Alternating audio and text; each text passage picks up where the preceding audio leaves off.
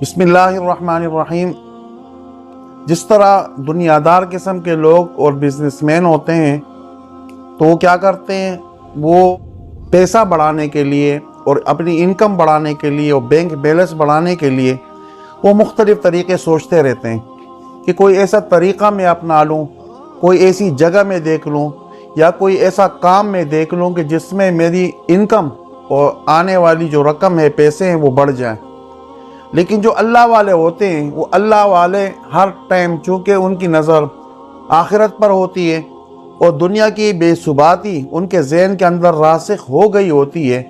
تو وہ پوری کوشش ان کی یہ ہوتی ہے اور ساری زندگی وہ اسی جستجو میں گزار دیتے ہیں کہ کس طرح ہماری نیکیوں کا جو بیلنس ہے وہ زیادہ ہو جائے اور ہمارے اعمال نامے میں نیکیوں کی تعداد بڑھ جائے۔ اسی کے لیے وہ پوری زندگی کوشش کرتے رہتے ہیں، اس کے لیے کاوشیں کرتے رہتے ہیں، اس کے لیے محنت کرتے رہتے ہیں، اس کے لیے سوچ و بچار کرتے رہتے ہیں۔ جس طرح بزرگوں کے بارے میں آتا ہے کہ بعض بزرگ ایسے بھی گزرے ہیں، اللہ والے ایسے بھی گزرے ہیں کہ حدیث شریف میں آتا ہے کہ جب انسان مسجد کی طرف قدم اٹھاتا ہے تو ایک قدم کے بدلے میں اللہ تعالیٰ اس شخص کو ایک نیکی عطا فرماتے ہیں اور ایک گناہ کو معاف فرما دیتے ہیں۔ تو اللہ والوں نے کیا کیا کہ وہ اس بات کو ان کے ذہن میں جب بیٹھ گئی کہ مسجد کی طرف جانے پر ایک قدم پر ایک نیکی ہے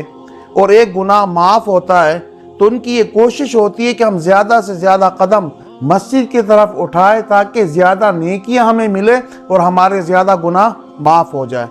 تو اگر مسجد کی طرف جانے کے دو راستے ہوتے ہیں تو ایک راستہ مختصر ہو اور ایک راستہ اس مختصر راستے کے مقابلے میں تھوڑا سا لمبا ہو، تو اللہ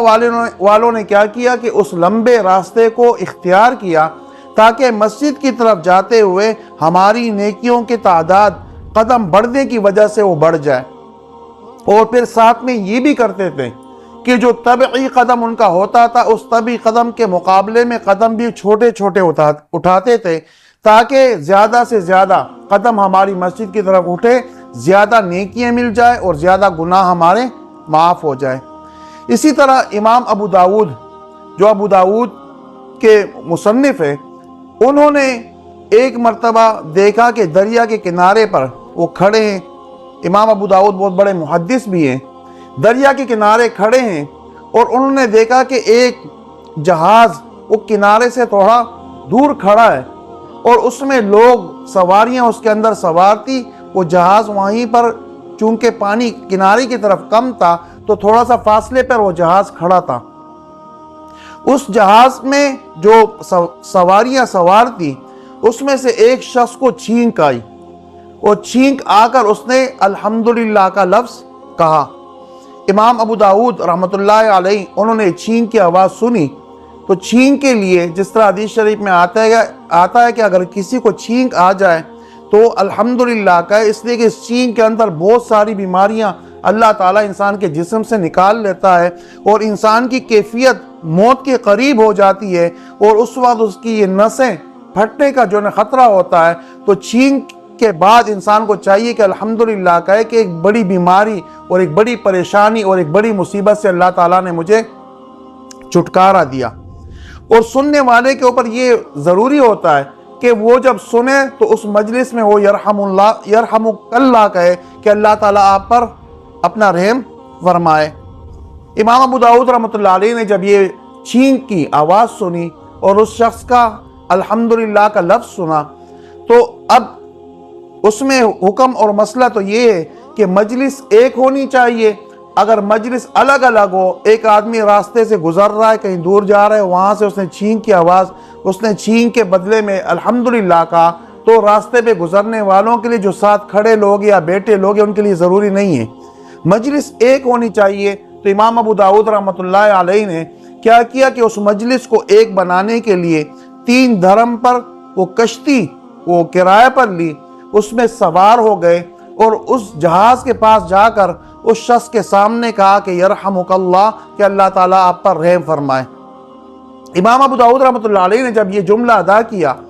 تو غیب سے ان کے کانوں میں آواز آئی، حالانکہ بہت بڑے محدث، بہت بڑے پرہیزگار، متقی اور عالم بعمل ہستی لیکن ان کے کانوں میں آواز آئی کہ اے ابو داؤد، آج تم نے 3 درہم پر جنت کو خرید لیا۔ حالانکہ حدیث کے لیے ان کی کتنی بڑی محنتیں اور ان کی کتنی زیادہ کاوشیں اور محنتیں اور مجاہدیں، لیکن اس کے بدلے میں ایک چھوٹے سے عمل کو انہوں نے اپنایا، اور اس عمل کے اوپر ان کو اللہ رب العزت نے کی طرف سے ایک ہاتف اور غیب سے آواز آئی کہ تمہیں اللہ تعالیٰ نے جنت دے دی۔ تم نے 3 درہم جو کرایہ کشتی والے کو دیا، اس کے بدلے میں اللہ تعالیٰ نے تمہیں جنت عطا کی۔ تو اس ایک سنت کو اپنانے کے لیے امام ابو داؤد رحمۃ اللہ علیہ نے کشتی کرایہ پر لی، اور وہاں جا کر